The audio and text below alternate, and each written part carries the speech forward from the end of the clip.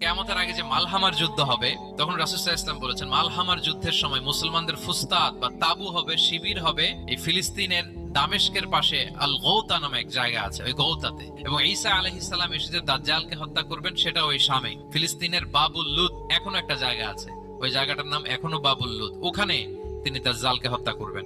এবং সেখানে একটা সাদা মিনারা আছে, ফেরেশতার পাখায় ভর করে ঈসা আলাইহিস সালাম তখন সেখানে নেমে আসবেন।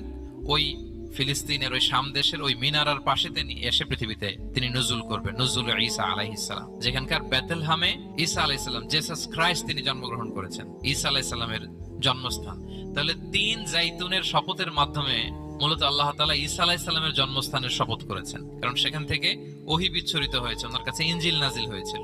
এবং এই শামের মর্যাদার ব্যাপারে অনেক কথা আল্লাহর হাবিব সাল্লাল্লাহু আলাইহি ওয়াসাল্লাম তিনি বলেছেন। আল্লাহ রাসূল সাল্লাল্লাহু আলাইহি ওয়াসাল্লাম যখন মেরাজে যান, তখন মক্কা থেকে এই শাম দেশে ফিলিস্তিনের বাইতুল মাকদাসে রাসূল সাল্লাল্লাহু আলাইহি ওয়াসাল্লামকে নিয়ে যাওয়া হয়েছে।